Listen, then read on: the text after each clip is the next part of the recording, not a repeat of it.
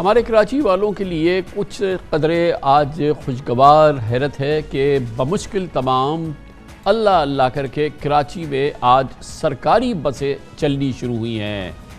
14 سال لگے پاکستان پیپلز پارٹی کے دور اقتدار میں، مگر آخر کار کراچی والوں کو آج نئی سرکاری بسیں نصیب ہونا شروع ہوئی ہیں۔ 3 کروڑ آبادی والے شہر کے لیے 25 بسوں سے شروعات ہوئی ہے، یعنی کہ آج کراچی میں 25 سرکاری بسیں چلنی شروع ہو گئی ہیں، اور باقاعدہ اس کا افتتاح آج چیئرمین پاکستان پیپلز پارٹی بلاول بھٹو زرداری نے کیا۔ کہا گیا ہے کہ پہلے مرحلے میں بسیں صرف ایک روٹ پہ چلیں گی، گویا کہ فی الحال کراچی میں ایک روٹ پر 25 سرکاری بسیں چل رہی ہیں۔ اس کے لیے کرایہ 25 سے 50 روپے مقرر کیا گیا ہے۔ یہ دعویٰ کیا گیا ہے کہ آئندہ ہفتوں میں یہ بسیں مرحلہ وار شہر کے 7 روٹس پر چلائی جائیں گی، اور ابتدائی طور پہ ٹاور سے ماڈل کالونی کے روٹ پر آج 25 بسوں سے پیپلز بس سروس کا آغاز ہوا ہے۔ کہا یہ گیا ہے کہ گو کہ وعدے تو ہزاروں بسوں کے تھے، کراچی میں فی الحال 240 بسیں چلانے کا ارادہ ہے، مگر دوبارہ آپ کو بتاؤں 25 بسوں سے آغاز ہوا ہے۔ ٹوٹل 7 روٹ ہیں۔ آج روٹ 1 جو ہے، جو ماڈل کالونی سے ٹاور تک کا روٹ ہے، اس پہ اس وقت بسیں چل رہی ہیں۔ پہلی تاریخ کو مطلب 4 دن بعد روٹ 2 جو ہے اس پہ بسیں شروع ہو جائیں گی، پھر 15 دن کے گیپ سے سارے روٹس جو 7 روٹس اس وقت ہیں ان میں بسیں چلنا شروع ہو رہی ہیں۔ سندھ گورنمنٹ نے فیڈرل گورنمنٹ کی ایک کمپنی ہے NRTC، اس کے ساتھ کانٹریکٹ کیا ہے، اور 10 سال تک ان بسز کی ویئر ٹیئر مینٹیننس NRTC کرے گی۔ اس کے ساتھ ساتھ اسی ٹائم میں اورنج لائن بھی اس کے بیچ میں جو BRT ہے ہماری سندھ گورنمنٹ کی پیور، وہ بھی شروع ہو جائے گی۔ تو اب یہ انشاءاللہ تعالیٰ نہ رکنے والا سلسلہ ہوگا، اور گورنمنٹ کا فل فوکس ہے، کیونکہ ہم سمجھتے ہیں کہ کراچی میں یہ ڈیلے ہو چکا ہے اور اس کو فردر ڈیلے اب نہیں ہونے دیا جائے گا۔ تو انشاءاللہ کراچی اب ٹرانسپورٹ کے لیے خود کفیل ہوگا۔ فی الحال اگلے 6 روٹس پر کب کن تاریخوں پہ بسیں چلیں گی، کتنی بسیں چلیں گی، اس سلسلے میں واضح اور حتمی اعلان نہیں ہے، اور یہ بھی ہمیں نہیں پتا کہ وہ کتنی بسیں چلیں گی، لیکن ہمیں بتایا گیا ہے کہ لگ بھگ 200 بسیں کراچی کے لیے مختص کیے گئی ہیں۔ کراچی میں بس سروس کے حوالے سے دعووں، وعدوں اور تاریخوں کے بعد یہ بہرحال شکر کی بات ہے کہ آج یہ دن آیا ہے۔ سندھ کے خزانے میں 95% ریونیو جمع کرنے والے کراچی کے عوام بھی لاہور، اسلام آباد، پشاور اور ملتان کی طرح عزت و پروقار طریقے سے سفر کا، یعنی کہ سرکاری بسوں میں سفر کا آغاز کر سکیں، مگر اس دن کے لیے کراچی والوں نے برسوں انتظار کیا، جب کہیں جیسا کہ آپ کو بتایا ہم نے آج 25 بسیں کراچی کو مل گئی ہیں۔ ہمارے اس پروگرام میں درجنوں بار پیپلز پارٹی کی جانب سے تاریخی دی گئی، اور وہ کتنی بار دی گئی وہ تو ہمیں خود یاد نہیں، لیکن موٹا وعدے ہمیں یاد ہیں۔ دسمبر سے پہلے انشاءاللہ 2-3 جو پروجیکٹس ہیں، یلو ہے، گرین ہے، بلو ہے، اسی سال کے اندر ہم انشاءاللہ اتنا تو کر دیں گے۔ بلو لائن ہے، ریڈ لائن ہے، آرنج لائن ہے، کم از کم 6 مختلف لائنز ہیں، یہ ہم اس 2-2.5 سال کے اندر پورا کریں گے۔ جولائی کے اینڈ تک ہزاروں بسیں کراچی شہر میں نظر آئیں گی۔ میری پوری کوشش ہے کہ فروری کے اینڈ تک یہ اسٹارٹ ہو جائے، نہیں تو مارچ کے پہلے 1-2 ہفتے میں۔ ہم انشاءاللہ 90 ڈیز میں کراچی کی بسز ہم لے کے آ کے اسٹارٹ کر کے آپ کو دکھائیں گے۔ کراچی والوں کو وہ بس کب دیں گے آپ؟ یلو لائن اور ریڈ لائن شروع ہو رہی ہیں اسی سال میں انشاءاللہ ان کا آغاز ہو جائے گا۔ پوچھ رہا ہوں بس کب آ رہی ہے کراچی میں سر؟ بس کب آ رہی ہے؟ میں آپ کو ڈیٹ نہیں دے سکتا ہوں، لیکن انشاءاللہ تعالیٰ جلدی آ جائے گا۔ ٹرانسپورٹ ڈپارٹمنٹ جو ہے بسز کی پروکیورمنٹ کے پروسیس کو سٹارٹ کر چکا ہے۔ انشاءاللہ اس سال کے آخر میں یا ارلی نیکسٹ ایئر تک آپ کو کراچی کے اندر نئی بسز سڑکوں پر نظر آئیں گی۔ ریڈ لائن 1.5 سے 2 ماہ میں اس کی گراؤنڈ بریکنگ ہم کر دیں گے۔ یلو لائن کے اوپر بھی اسی طریقے سے کام چل رہا ہے، اور جو ہماری ایدی لائن ہے اس کا 80% انفراسٹرکچر ڈیولپمنٹ ہو چکی ہے۔ انشاءاللہ اس کا کام بھی اگلے کوئی 1.5 سے 2 ماہ میں کمپلیٹ کر دیا جائے گا۔ منسٹر صاحب اس میں بڑی کوشش کریں کہ وہ بسز کراچی کے اندر آ جائیں، اور اسی سال کے اندر 200 بسز ہیں وہ آ جائیں گے، اس کے پورے پیسے ایلوکیٹڈ ہیں، اویلیبل ہے، ریلیزڈ ہے۔ چلیں دیر آیت درست آیت۔ آج ہم نے اپنے نمائندے خصوصی زہیب احمد کو پیپلز بس سروس جس کا آج افتتاح ہوا ہے اس کا جائزہ لینے کے لیے بھیجا۔ عوام اس بس سروس سے متعلق کیا رائے رکھتے ہیں آپ کو دکھاتے ہیں زہیب احمد کی اس رپورٹ میں۔ ٹوٹی پھوٹی بسوں، چھتوں پر سفر، رکشے اور چنگچیوں کے دھکے اور ڈرائیور اور کنڈکٹرز کی بدتمیزیوں سے کراچی والوں کی جان چھوٹنے والی ہے، کیونکہ 14 سال بعد سندھ حکومت اپنے وعدے وفا کرنے لگی ہے۔ कराची में आज पीपल्स बस सर्विस मंसूबे का आगाज़ कर दिया गया है, जिसके एक रूट का इफ्तिताह बिलावल भुट्टो जरदारी ने खुद किया। इस बस सर्विस में क्या है, किराया कितना है, लोग इस सर्विस को कैसे देखते हैं, आइए जानने की कोशिश करते हैं। कराची वालों को एक बार फिर आरामदेह पब्लिक ट्रांसपोर्ट मैसर आने की उम्मीद हो चली है। सिंध हुकूमत के नए मंसूबे के तहत 250 लग्जरी बसें चलाई जा रही हैं। 120 जदीद बसें आ चुकी हैं, जबकि पहले रूट पर 25 बसों से सर्विस का आगाज भी किया जा चुका है। हुक्काम के मुताबिक मुसाफिरों के रश को देखते हुए बसों की तादाद में बतदरीज इजाफा किया जाएगा। ग्रीन लाइन बसों की तरह पीपल्स बस सर्विस की ये बसें भी हाइब्रिड हैं। एसी है, आरामदेह सीटें हैं, मोबाइल फ़ोन चार्ज करने के लिए सॉकेट्स लगाए गए हैं। इब्तदाई तौर पर इन बसों का रूट टावर से लेकर मॉडल कॉलोनी तक रखा गया है। किराया 25 से 50 रुपये है। टिकटिंग फ़िलहाल मैनुअल तरीके से की जा रही है। बताया जा रहा है कि यहाँ पर मशीनें लगेंगी और शहरियों को कार्ड्स का इजरा किया जाएगा, जो इस बस में सवार होंगे और कार्ड्स के थ्रू अपनी टिकट्स की अदायगी करेंगे और फिर इस बस में सफ़र करेंगे। आरामदेह सफरी सहूलियात से शहरी जहां खुश नजर आते हैं, वहीं माजी के तजर्बात और मुस्तकबिल के खदशात में भी घिरे हैं। कराची में ऐसी बसों की ज़रूरत है। ये जो छोटी छोटी बसें ये बेकार हैं, इनके किराए भी ज़्यादा हैं और इनकी गाली गलौज हो जाती है, इनसे 10 झगड़े हो जाते हैं। जब से स्कूल पढ़ रहे हैं तब से इस तरह बसों में सवार हो रहे हैं। भाई किराया पहले तो कम थे, 40-50 रुपये थे, अब 150-200 रुपये किराया पड़ता है मेरे को मलीर तक का। अब ये सर्विस शुरू हुई है, उम्मीद है अल्लाह खैर करे, इंशाल्लाह अच्छी चलेगी।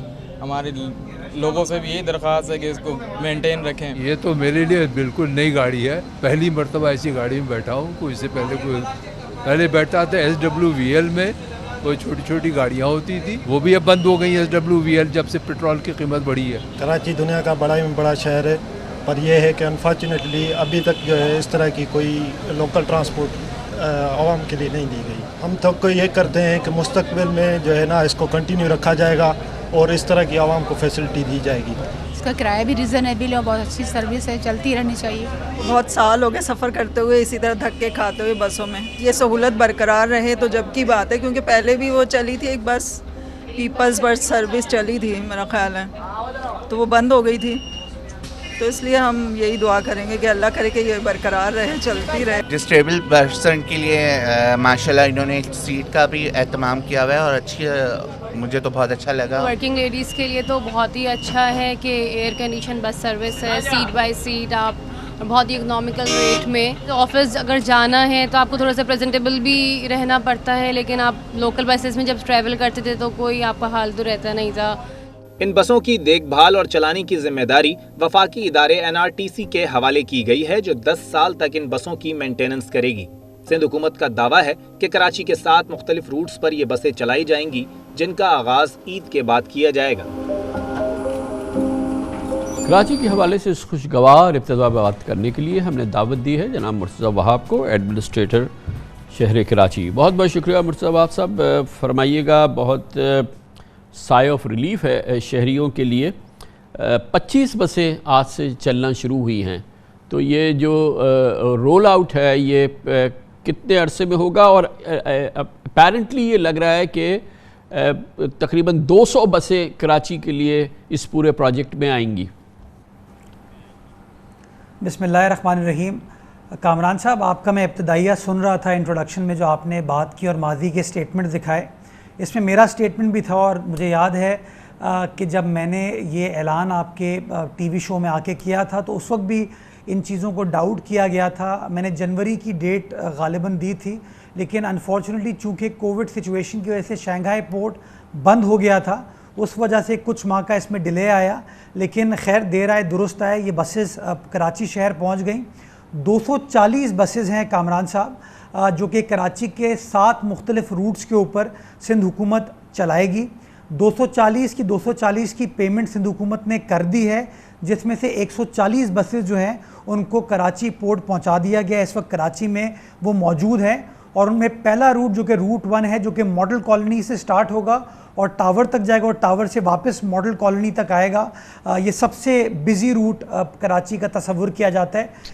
اس نے آج سے آپریٹ کرنا شروع کر دیا ہے اور انشاءاللہ جو باقی ماندہ 6 روٹس ہیں وہ بھی اگلے 3-4 دن کے گیپ کے بعد ہم سٹارٹ کرنا شروع کر دیں گے. تو انشاءاللہ وہ جو 240 بسز کا وعدہ ہے وہ وفا ہوگا اور اس کے بعد یہ جو اب نیا مالی سال آ رہا ہے اس میں مزید تقریباً کوئی 4-4.5 ارب روپے نئی بسز کی پروکیورمنٹ کے لیے سندھ حکومت نے رکھے ہیں تاکہ مزید بسز کے اندر اضافہ کیا جا سکے. اس کے ساتھ ساتھ کامران صاحب میں آپ کو بتانا چاہوں گا کہ جو ایدی لائن اورنج لائن ہے اس کی بسز بھی کراچی پہنچ چکی ہیں اور اس نے ٹیسٹ رن سٹارٹ کر دیا ہے, اس کا انفراسٹرکچر کمپلیٹ ہو گیا ہے اور آئندہ چند ہفتوں میں انشاءاللہ ایدی لائن کو بھی آپریشنلائز کر دیا جائے گا. میں نے آپ کے پروگرام میں اعلان کیا تھا کہ ریڈ لائن کو بھی ہم آپریشنلائز اس کے اوپر گراؤنڈ ورک سٹارٹ کر دیں گے.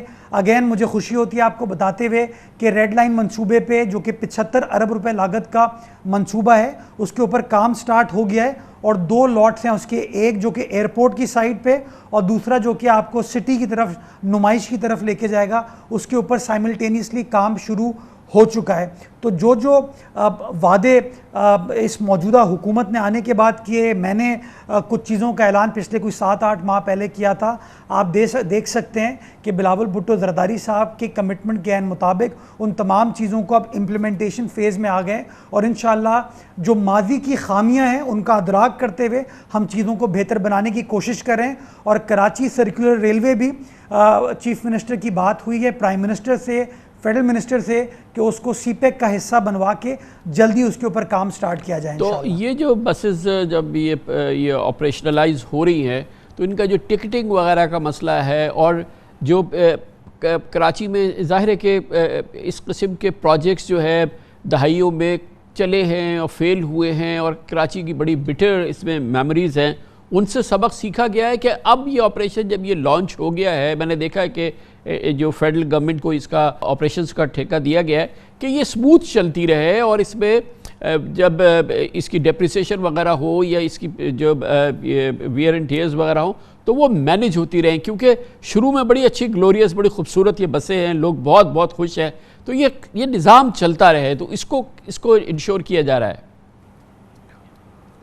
کامران صاحب یہ وفاقی ادارے کا نام NRTC ہے اور بسز کی پروکیورمنٹ بھی ہم نے اس ادارے کے ذریعے کی اور پروکیورمنٹ کے کانٹریکٹ میں اس بات کو بھی درج کیا گیا کہ اس کی ریپیئر, مینٹیننس, آپریشن جو ہیں اس کمپنی کے پاس رہے گی, NRTC کے پاس رہے گی. تو اس کانٹریکٹ میں وہ تمام چیزیں ان کے حوالے کر دی گئی ہیں اور اس کی بنیادی وجہ یہی ہے کہ ہم نے ماضی کے تجربوں سے سیکھا ہے کہ ایٹ ٹائمز جو مافیاز آپریٹ کرتے ہیں وہ چیزوں میں دقتیں کریٹ کرتے ہیں تو اس کو پبلک پرائیویٹ پارٹنرشپ موڈ میں چلایا جائے. ایک اچھا ادارہ موجود ہے جو کہ اچھی کریڈیبلٹی کے ساتھ, ریپوٹیشن کے ساتھ ملک بھر میں کام کر رہے, اس کو ہم نے اس کام کے لیے انگیج کیا ہے اور انشاءاللہ حد الامکان کوشش کی جائے گی کہ جو سروس کا ہمارا ٹارگٹ ہے اس کے اوپر کوئی کمپرومائز نہ ہو اور یہ اچھی ڈیلیورنس جو آج چل رہی ہے یہ آنے والے سالوں میں اسی طریقے سے چلتے رہے. یہ جو گرین لائن تھی یہ اس کا فیصلہ ہو گیا تھا کہ یہ الٹیمیٹلی ایکچولی ٹاور تک جائے گی اور یہ ظاہر ہے کہ گرو مندر پہ اس فیز کے اندر یہ رک گئی ہے. وہ جو فیز تھا وہ کہاں اس وقت سٹے کرتا ہے, اس کی کیا سچویشن ہے؟ کامران صاحب گرین لائن گرو مندر تک نہیں ہے, وہ نمائش تک آئی ہے. نمائش میں ایک بڑا بس بے ہے جو کہ گورنمنٹ آف سندھ نے بنایا ہے, وہاں تک پہنچی ہے. اب نمائش سے جو ٹاور کا سفر ہے اس کے اوپر کام سٹارٹ ہو گیا ہے اس وقت ایز وی سپیک. اگر آپ ایم اے جناح روڈ کا رخ کریں گے تو آپ کو سائیڈ ایریاز میں کام ہوتا ہوا نظر آئے گا, متبادل ایریا کے اوپر کام ہو رہا ہے. کچھ ایریاز سے درختوں کی کٹائی کرنی پڑی جس کو ہم نے پھر وہاں درختوں کو نکال کے ہم نے برنز گارڈن میں پلانٹ بھی کیا ہے, تو اس کے اوپر کام سٹارٹ ہو گیا ہے, گراؤنڈ پر موجود ہے اور انشاءاللہ ریڈ لائن کو بھی اسی ایریا سے گزرنا ہے. تو انشاءاللہ ریڈ لائن کو بھی کمپلیٹ ہونے کا جو ٹائم لائن ہے وہ 24 مہینے ہم نے رکھا ہے اور وزیر اعلیٰ سندھ اس بات کو میک شور کر رہے ہیں اور وہ بار بار اس کو سپروائز کریں کہ انشاءاللہ تمام جو اس کے ڈیڈ لائنز ہیں ان کو انشاءاللہ میٹ کیا جائے. اور جب ریڈ لائن بھی آپریشنلائز ہو جائے گی تو ایک بہت بڑا ٹریفک کنجیشن کا مسئلہ اور پبلک ٹرانسپورٹ کا اس شہر کا ریزالو ہونے جائے گا. میں ایک اور چیز بتاتا چلوں کراچی والوں کو کہ ریڈ لائن پاکستان کا پہلا منصوبہ ہوگا جو کہ وداؤٹ سبسڈی ऑपरेट करेगा, बिकॉज ये पहला प्रोजेक्ट है जो कि बायोगैस टेक्नोलॉजी पर चलेगा। ये जो गोबर आपका है, इससे हम पावर प्रोड्यूस करके इन बसेस को चलाएंगे। तो उसके अंदर भी जो डॉक्यूमेंटेशन होने की ज़रूरत थी, जिसमें KMC के इश्तराक की ज़रूरत थी, वो भी तमाम चीज़ें कर दी गई और इंशाल्लाह अगले 24 महीने के अंदर इस चीज़ को ऑपरेशनलाइज करके एक अच्छा तोहफ़ा कराची वालों को पाकिस्तान पीपल्स पार्टी की हुकूमत देगी। चले इंशाल्लाह। बहुत बहुत शुक्रिया जनाब मुर्तज़ा वहाब साहब हमारे साथ मौजूद थे, एडमिनिस्ट्रेटर कराची। कमर्शियल ब्रेक, उसके बाद जिक्र करेंगे उस बद-एतमादी और उस बद इंतज़ामी का जो कि इस वक्त इलेक्शन कमीशन ऑफ पाकिस्तान के नाम पे और उनके वजूद के हवाले से बहुत ही ज़्यादा उसने मुतनाज़िया बना दिया है। इसके सिलसिले में हालिया वाक़यात भी हुए हैं जो इस तासुर को मज़ीद मजबूत बनाते हैं। इसकी बात करते हैं छोटे से वक्फे के बाद। शायद ही कोई ज़माना हो इलेक्शन कमीशन ऑफ पाकिस्तान में पूरी कौम का एतमाद हो और उसकी साख दाव पर लगी नज़र न आती हो। ज़िमनी इंतखाबात हो, बल्दियाती हो, बद इंतज़ामी के वाक़यात आम हैं। सियासी जमातों में इदारे की पेशावराना सलाहियत से मुताल्लिक़ बदएतमादी मुसलसल बरकरार है, इसमें मज़ीद इजाफ़ा हो रहा है। दूसरी जानिब आज लाहौर हाई कोर्ट ने पंजाब असम्बली की 5 मखसूस नशिस्तों से मुताल्लिक़ इलेक्शन कमीशन का फ़ैसला कलअदम करार दे दिया। इलेक्शन कमीशन को इन मखसूस नशिस्तों पर अरकान का नोटिफिकेशन जारी करने का हुक्म भी दे दिया है। कल गुज़िश्ता रोज़ सिंध के 14 अजला में बल्दियाती इंतखाबात के पहले मरहले में तशद्दुद, हवाई फायरिंग, लड़ाई झगड़े और 2 अफराद जाँ बहक और 12 ज़ख्मी हो गए। हैरान कुन तौर पर कुछ शहरों में बैलेट पेपर्स पर उम्मीदवारों के इंतखाबी निशान ही गलत छप गए। कहीं तो बैलेट पेपर पर सीरियल नंबर भी मौजूद नहीं था, जिस पर अपोजिशन के साथ हुकूमती इत्तेहादियों ने भी शदीद तहफ़्फ़ुज़ात का इज़हार किया। तहरीक इंसाफ ने तो धांधली के इल्ज़ामात लगाई थे, JUIF ने भी धांधली का इल्ज़ाम लगाकर बल्दियाती इंतखाबात के नताइज मुस्तरद कर दिए, जबकि MQM के मुताबिक बल्दियाती इंतखाबात बेज़ाब्तिगियों, धांधली और तसादुम की वजह से शफाफ नहीं थे। मेरी इलेक्शन कमीशन से इल्तिजा है कि हमने जो इशारे किए थे, जो आपको लिख के सबूत दिए थे, fair and free election in हालात में इस तरह से, जिस तरह से डिलिमिटेशन की गई है, जिस तरह से वोटर लिस्टों का हल है, नहीं हो सकते। इलेक्शन कमीशन भी अगर नीचे लेवल पे फेयर होता तो ये जेरीमेंडरिंग नहीं होने देता। ये डिलिमिटेशन जिस तरह से की गई है ये नहीं होने देते, ये होने दी गई है। उनके पास सारे टूल्स हैं। कोई भी सियासी जमात जिसने हिस्सा लिया है इन 14 अजला में वो सेटिस्फाई नहीं है इस इलेक्शन से। इलेक्शन कमीशन जिम्मेदार ठहराया जाएगा। 26 जून 2022 के इंतखाबात धांधली ज़दा भी हैं और बदमाशी ज़दा भी हैं। बराह रास्त पोलिंग का अमला, प्रिजाइडिंग अफसरान, एजेंट्स, डाकू ने आकर अगवा किए हैं। रात 11 बजे तक पोलिंग में ठप्पेबाजी होती रही 14 अजला में। इलेक्शन कमीशन के ऑफिस के सामने इलेक्शन कमीशन के जानिबदार होने, पुलिस के रवैये और सिंध हुकूमत के धांधली के खिलाफ जमीयत उलमा इस्लाम भरपूर एहतजाजी मुजाहिरा करेगी। कल ही सवात PK7 में होने वाले ज़िमनी इंतखाबात के नताइज ANP ने कबूल नहीं किए। ANP ने शिकस्त के बाद इल्ज़ाम लगाया कि सरकारी मशीनरी के इस्तेमाल और रातों रात फंड्स के इजरा पर इलेक्शन कमीशन क्यों खामोश रहा। 10 दिन कबल कराची NA 240 में होने वाले ज़िमनी इंतखाबात में होने वाले तशद्दुद के वाक़यात में एक शख्स की जान गई थी, मुतादिद अफराद ज़ख्मी हुए थे। धांधली और बद इंतज़ामी के इल्ज़ाम जी भर के लगाए गए थे। अब अगले माह 17 जुलाई को इलेक्शन कमीशन का एक और इम्तहान है। पंजाब के कशीदा सियासी माहौल में इदारे को 20 नशिस्तों पर ज़िमनी इलेक्शंस कराने हैं, जहाँ तहरीक इंसाफ पहले धांधली के इल्ज़ामात लगाती रही है। यकीनी तौर पर तशवीश है कि बद इंतज़ामी और धांधली से पाक, पुरअमन और शफाफ इंतखाबात के इनेकाद से मुतालिक इलेक्शन कमीशन की सलाहियत पर सवालात मुसलसल उठ रहे हैं और शकूक शुबहात बरकरार हैं और कौमी सतह पर है, और इलेक्शन कमीशन पर एतमाद की बहाली के बगैर मुल्क में अगले इंतखाबात मुमकिन नहीं होंगे। और ये एक बहुत बड़ा चैलेंज है। आइंदा इंतखाबात से पहले बात करने के लिए हमने दावत दी है जनाब अहमद बिलाल महमूद, एग्जीक्यूटिव डायरेक्टर फिल्डाट, हमारे साथ मौजूद हैं। बहुत बहुत शुक्रिया अहमद बिलाल साहब। एक बार फिर इलेक्शन कमीशन ऑफ पाकिस्तान के पे इल्ज़ामात हैं, शकूक हैं, शुबात हैं, उनकी सलाहियतों के हवाले से कल के रोज़ सवात का एक इलेक्शन हुआ, सिंध में बल्दियाती इलेक्शन हुए। इन तमाम मामलात में सिर्फ सियासी बयानात नहीं है, आप अमली तौर पे देख सकते हैं कि इलेक्शन कमीशन नाअहली और बद इंतज़ामी का शिकार है। जी बहुत शुक्रिया कामरान साहब। देखिए ये जो अभी इस पूरे हालात को एक कॉन्टेक्स्ट में अगर आप देखें तो सिंध के जो मकामी हुकूमतों के इलेक्शन हुए हैं उसमें तो लगता ऐसे है कि कुछ शिकायत जेन्युइन मौजूद हैं। لیکن ابھی حال ہی میں خیبر پختونخوا کے الیکشن کمیشن میں یہی انتخابات کروائے ہیں، اور وہ اگرچہ وہاں بڑی کشیدگی تھی، ٹینس ماحول تھا JUI اور PTI کے مقابلے میں، لیکن وہ بڑے پرامن طریقے سے انتخابات ہو گئے، ڈائریکٹ الیکشن تھے۔ اس طرح بلوچستان میں جہاں بہت خرابی کا امکان تھا تو 34 میں سے 32 ڈسٹرکٹس میں انتہائی پرامن طریقے سے الیکشن ہو گئے۔ لیکن یہ سندھ کے مخصوص حالات میں میرے خیال میں یہ کچھ خرابی کی صورت پیدا ہوئی ہے، اور اس کا زیادہ اثر میرا خیال ہے مقامی جو انتظامیہ ہے اس کے شاید ذمہ داری اس کے اوپر زیادہ جاتی ہے، کیونکہ لا اینڈ آرڈر کی سچویشن برقرار رکھنا تو ان کا کام ہے۔ اور اگر بیلنس میں دیکھا جائے تو 21,000 کے قریب اگر کینڈیڈیٹس ہیں اور 9,000 کے قریب پولنگ سٹیشنز ہیں، اور ان کے 10 سے 12 پولنگ سٹیشنز کے اوپر یہ حالات پیدا ہوتے ہیں، تو یہ کوئی اتنی مایوسی کی بات نہیں ہے، اگرچہ یہ بھی نہیں ہونا چاہیے، یہ نہیں ہونا چاہیے۔ اور زیادہ تشویش کی بات میرے خیال میں یہ ہے کہ 13 پولنگ سٹیشنز کے اوپر بیلٹ پیپر غلط چھپ گئے، ان کے اوپر غلط سمبل آ گئے۔ یہ بہت بڑی بات انتظامی ہے جی، روک دیا، یہ بات انتظامی ہے۔ اچھا کیا کہ وہاں انتخابات کو روک دیا الیکشن کمیشن نے، اور وہ انتخابات دوبارہ ہوں گے، لیکن بہرحال یہ بات انتظامی کی ذمہ داری اور یہ بھی بہرحال الیکشن کمیشن کی سبکی ہے کہ مخصوص نشستوں پر انہوں نے پہلے تو نوٹیفیکیشن روکا نہیں کیا، اب ان کو عدالت کو کہنا پڑا کہ آپ اس کو نوٹیفیکیشن کریں۔ وہ انتہائی متنازعہ فیصلہ ہے، ظاہر ہے کہ اس پر ہنچ کرتی ہے پنجاب میں اکثریت اور حکومت، اور وہ الیکشن کمیشن کا انتہائی متنازعہ فیصلہ تھا، اور آج اپ ہولڈ کیا ہے لاہور ہائی کورٹ نے اس فیصلے کے خلاف جو پٹیشن ہوئی۔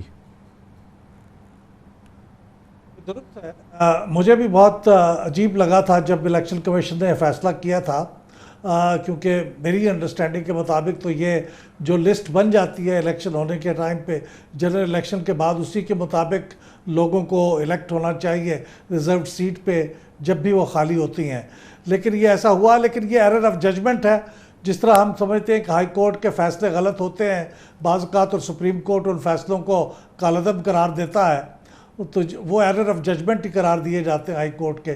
تو الیکشن کمیشن کا فیصلہ بھی ہے، یہ غالباً ان کے لیے کسی حد تک امبیرسمنٹ کا باعث تو ہوگا، لیکن ایک ایرر آف ججمنٹ ہے، میرا خیال ہے نیت پہ شک شاید نہیں کیا جا سکتا۔ اس فیصلے کے اثرات کیا ہیں؟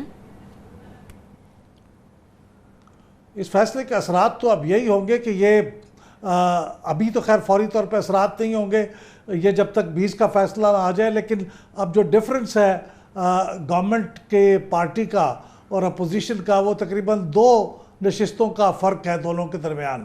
تو اگر یہ 20 میں سے نشستیں کتنی حکومت جیتتی ہے اور کتنی اپوزیشن جیتتی ہے، اس پہ انحصار ہوگا کہ کیا حمزہ شہباز صاحب کی حکومت برقرار رہ پائے گی یا نہیں رہ پائے گی۔ لیکن ان 5 لوگوں کے جیتنے کے بعد وہ جو ڈفرنس تھا دونوں کے درمیان، وہ صرف 2 نشستوں کا رہ گیا ہے ایک محتاط کیلکولیشن کے مطابق۔ شفاف اور منصفانہ الیکشنز کی تیاریاں آپ لوگ سیٹسفائیڈ ہیں جو پنجاب کے ضمنی الیکشن کے حوالے سے ہو رہا ہے؟ وہ تو بہت امپورٹنٹ الیکشن ہے۔ یہ ضمنی انتخابات ایک لحاظ سے بڑا لٹمس ٹیسٹ ہوں گے الیکشن کمیشن کا بھی اور پنجاب کی مقامی انتظامیہ کا بھی۔ اس سے پہلے ڈسکا میں جو کچھ ہو چکا ہے اور وہاں کی انتظامیہ جس طرح سے اس میں ملوث رہی ہے، اور اس کے نتیجے میں بہت سبکی ہوئی ہے پنجاب کی انتظامیہ کی اور اس کی پولیٹیکل انتظامیہ کی بھی۔ میں امید کرتا ہوں کہ اب یہ اس قسم کی چیز ریپیٹ نہیں ہوگی، لیکن اگر وہ ہوگی تو پھر الیکشن کمیشن کے لیے بھی اس کے کانسیکوینسز ہوں گے اور حکومت کے لیے تو ہوں گے ہی۔ یہ بہت اہم میرے خیال میں ہونے جا رہا ہے یہ بائی الیکشنز جو 20 ہیں، اکٹھے اتنی بڑی تعداد میں اس کا الیکشن کا ہونا اور اتنے ٹینس فضا میں ہونا، اور میں سمجھتا ہوں اس کی کچھ ذمہ داری سیاسی جماعتوں پہ بھی عائد ہوتی ہے کہ وہ اتنی بڑی پولرائزیشن کا محاذ نہ قائم کر دیں کہ اس کے لیے پھر الیکشن کمیشن بھی اور مقامی انتظامیہ بھی اس پہ قابو نہ پا سکے اس پولرائزیشن کے اوپر۔ بہت بہت شکریہ جناب احمد بلال محبوب ہمارے ساتھ موجود تھے، ایگزیکٹو ڈائریکٹر پل ڈاٹ۔ کمرشل بریک، اس دوران نیوز ہیڈ لائنز دیکھیں، جس کے بعد ہم اپنے پروگرام کے باقی حصے کے ساتھ واپس آتے ہیں۔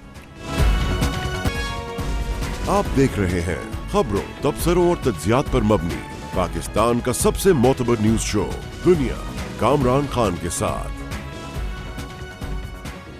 پنجاب کی سیاست بڑی کروٹ لے رہی ہے۔ طویل عرصے سے صوبے میں خاندانی سیاست کا سکہ جمانے والے چودھری برادران، چودھری ظہور الہی، چودھری منظور الہی کہ بیٹوں اور پوتوں میں سیاسی بٹوارا ہو گیا ہے۔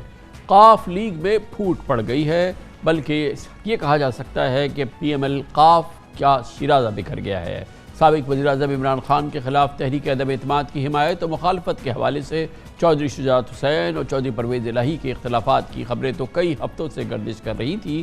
ہفتے کو قاف لیگ کے سربراہ چودھری شجاعت حسین کے چھوٹے بھائی چودھری وجاہت حسین نے اپنے کزن چودھری پرویز الہی کا ساتھ دینے اور نئی جماعت بنانے کا اعلان کر دیا۔ اس موقع پر چودھری وجاہت کے بیٹے اور رکن قومی اسمبلی چودھری حسین الہی بھی ان کے ساتھ تھے، جو 3 ہفتے قبل اپنے تایا چودھری شجاعت حسین کو خیرباد کہہ کے قاف لیگ کو چھوڑ چکے ہیں۔ میڈیا سے گفتگو میں چودھری وجاہت حسین اور ان کے بیٹے نے کہا کہ پرویز الہی اور مونس الہی کے خلاف کیسز بنائے جا رہے ہیں اور لوگ زرداری اور شہباز کے ساتھ ملے ہوئے ہیں، ایسی جماعت میں ہم نہیں رہ سکتے۔ چودھری ظہور الہی کا پوتا اس دن زرداری کو کہتا ہے کہ مجھے بھی کچھ ڈالر دیں۔ زرداری آکھے تینوں بھی ڈالر پہنچ جانا۔ میری آج صبح بھی جو شجاعت صاحب سے بات ہوئی اور انہوں نے مجھے کہا کہ میرا پیغام دینا کہ میں اور پرویز الہی اکٹھے ہیں۔ لوگ نہ اندھے ہیں نہ بہرے ہیں، ان کو نظر آتا ہے کہ ایک بھائی کے آگے پولیس لگی ہوئی ہے اور ایک بھائی کے پیچھے پولیس لگی ہے، ایک شہباز شریف کے ساتھ کھڑا ہے اور ایک جا کے ایف آئی اے سے اپنی ضمانتیں کروا رہا ہے۔ نہ میں اس طرح کی سیاست اپنے خاندان میں کبھی دیکھی نہ کبھی سنی۔ پرویز صاحب ضمانت پہ ہیں، مونس الہی صاحب ضمانت پہ ہیں، شہباز شریف کو اپنے پاس بلا کے کہہ رہے ہیں ہم تمہارے ساتھ ہیں۔ یہ کون سی سیاست ہے جس میں ایک طرف ہمارے مخالف ہمیں کمزور کر رہے ہیں اور دوسری طرف ہمارے اندر سے لوگ جا کے ان کی حمایت کر رہے ہیں؟ جب سوال پوچھے کہ یہ آپ لوگوں نے کیا کیا ہے، کہا جاتا ہے ہم نے زبان دے دی ہے۔ جو 2018 میں زبان دی تھی، جس زبان کے بنیاد پہ ہم سیٹ ایڈجسٹمنٹ پہ الیکشن لڑا گیا تھا، وہ زبان یاد نہیں رہی، اگلی زبان کے پیچھے سارے پڑ گئے۔ انشاءاللہ پرویز صاحب کے ساتھ، مونس الہی صاحب کے ساتھ ہر مشکل وقت میں کھڑے۔ چودھری شجاعت حسین نے اپنے چھوٹے بھائی چودھری وجاہت کی جانب سے نئی پارٹی بنانے کے اعلان اور سیاسی الزامات لگانے پر بیان جاری کیا ہے کہ آصف زرداری سے ڈالر مانگنے سے متعلق میرے بیٹے پر الزامات انتہائی بیہودہ ہیں۔ نئی جماعت بنانے سے متعلق ان کا کہنا تھا کہ پاکستان میں پہلے بھی سینکڑوں پارٹیاں ہیں، ایک اور بن جائے گی تو کیا فرق پڑے گا۔ چودھری وجاہت کے چھوٹے بھائی چودھری شفاعت حسین نے پرویز الہی کے بجائے چودھری شجاعت کی سیاست کی ہمنوائی اختیار کی ہے۔ یہ بڑوں کا آپس میں اختلاف ہوا، جب یہ ورڈ تھا اس کو آنر نہیں کر سکے۔ شجاعت ہیز بین ویری ہرٹ۔ انہوں نے ہی کہا تھا نا ان کو کہ جا کے بیماری کی حالت میں فضل الرحمان کے پاس جائیں، زرداری صاحب کے پاس جائیں، ان کو لے کے پھرتے رہے کہ جی ہمیں سی ایم بنائیں ہمیں سی ایم بنائیں، اور جب انہوں نے ہر چیز فائنل ہو گئی، دعائے خیر بھی ہو گئی اور صبح اٹھ کے بغیر بتائے شجاعت صاحب کو یہ دوسری طرف چلے گئے۔ یہ ایک قسم کا حلف ہوتا ہے، وہ حلف چودھری شجاعت کی وجہ سے ہوا اور اس کو پھر توڑ دیا گیا۔ یہ ان کا ٹرسٹ بیٹرے کیا گیا، تو اس بات سے شجاعت صاحب بھی ناراض ہیں اور ان کے بچے بھی ناراض ہیں۔ گجرات سے تعلق رکھنے والے چودھری برادران 1980 کی دہائی سے شیر و شکر تھے۔ مشرف دور میں قاف لیگ کی سیاست نے وفاق و پنجاب میں بیک وقت حکومت بنائی، لیکن 20 سال بعد پی ٹی آئی حکومت اور متحدہ اپوزیشن کی تحریک عدم اعتماد کی جنگ نے قاف لیگ کو سیاسی مستقبل کو مشکل میں ڈال دیا ہے، بلکہ اب ختم کر دیا ہے۔ 1999 میں نواز حکومت کے خاتمے کے بعد مسلم لیگ نون کے ہم خیال گروپ نے میاں اظہر کی سربراہی میں مسلم لیگ قاف کی بنیاد رکھی تھی۔ اگست 2002 میں اس جماعت نے الیکشن میں حصہ لیا۔ پارٹی معاملات کی سربراہی عملاً چودھری برادران کے پاس چلی گئی اور انہوں نے 5 سال تک پرویز مشرف کے ساتھ شراکت اقتدار کیا۔ اب تقریباً 20 سال بعد قاف لیگ میں پہلی دراڑ اس وقت پڑی جب سابق وزیر اعظم عمران خان کے خلاف تحریک عدم اعتماد شروع ہوئی۔ چودھری پرویز الہی نے پنجاب اسمبلی میں صرف 10 نشستوں کے باوجود عمران خان سے وزیر اعلیٰ پنجاب بننے کی خواہش کا اظہار کیا، جو انہوں نے قبول کر لیا۔ دوسری جانب پارٹی سربراہ چودھری شجاعت حسین نے اپوزیشن اتحاد سے ساتھ دینے کا وعدہ کیا۔ نتیجتاً قاف لیگ سیاسی سوچ کے ساتھ اقتدار کے ایوانوں میں بھی تقسیم ہو گئی۔ چودھری شجاعت کے بیٹے صالح حسین اور قاف لیگ کے ایم این اے طارق بشیر چیمہ شہباز شریف کی کابینہ میں شامل ہیں۔ قومی اسمبلی میں مسلم لیگ قاف کے 5 اراکین اسمبلی موجود ہیں۔ ان میں چودھری صالح، طارق بشیر چیمہ اور بیگم فاروق خان چودھری شجاعت حسین کے ساتھ اور شہباز حکومت کے حامی ہیں، جبکہ چودھری مونس الہی، چودھری حسین الہی اور چودھری پرویز الہی عمران خان کے ساتھ ہیں۔ یہ تقسیم پنجاب اسمبلی میں بھی ہے، مگر وہاں چودھری پرویز الہی کا پلڑا بھاری ہے۔ چودھری پرویز الہی نے शुजात हुसैन के बेटे सालिक हुसैन के बारे में कहा कि इसे MNA की सीट इनकी वजह से मिली थी, जबकि ये दावे भी सामने आए कि इमरान खान की काबीना के वजीर मोनिस इलाही की वजह से चौधरी बरादरान में इख्तलाफात पैदा हुए। बहुत ही दिलचस्प सियासी मौजू है। पाकिस्तान की सियासत में चौधरी बरादरान या काफ लीग कामलन तहलील हो जाना, इस पर हम बात करते हैं और इसके लिए हमने दावत दी है पाकिस्तान में सियासत के और इन तमाम उमूर के इंतहाई सीनियर सहाफ़ी और बहुत ही नामवर तज्ज़ियाकार हैं जनाब सज्जाद मीर हमारे साथ मौजूद हैं। बहुत बहुत शुक्रिया सज्जाद मीर साहब। ये क्या हुआ है हम लोगों को, जो हम लाहौर में नहीं है कराची में होते हैं, हमारे नज़दीक तो ये बहुत ही अचंभे की बात है, ये बहुत ही गैर मामूली बात है कि चौधरी आपस में इस तरह से बढ़ जाएं, क्योंकि इनकी रवादारी, इनके आपस के ख़ानदानी ताल्लुकात और जो इसका पस मंज़र और माजी है, उसमें ये चीज़ हमारे नज़दीक बादस क़यास थी। आपको भी क्या, आपका भी तासुर कुछ ऐसे ही था? यकीनन ऐसी बात थी कि चौंका देने वाली थी। उस दिन मैं ऑन एयर था तो मैंने कहा कि मुझे यकीन नहीं आता कि ऐसा हो सकता है, ऐसा हो गया है। मैंने इन दोनों कज़न्स को भाई समझकर बिल्कुल इस तरह जिस तरह दो उंगलियां होती हैं देखा है हमेशा, ज़हूरुल्लाह के ज़माने में भी, उसके बाद भी। ज़हूरुल्लाह सियासत का एक बड़ा मॉडल है पंजाब में, एक ख़ास अंदाज था, वज़ादारी थी, जैसे कि आपने कहा, एक रख रखाव था, लोगों को लेके चलना था। जब ये PNA बनी थी भुट्टो साहब के ख़िलाफ़, 9 सितारे थे, तो हर पार्टी के ज़िम्मे था कि वो 3000 रुपया चंदा देंगे महीना।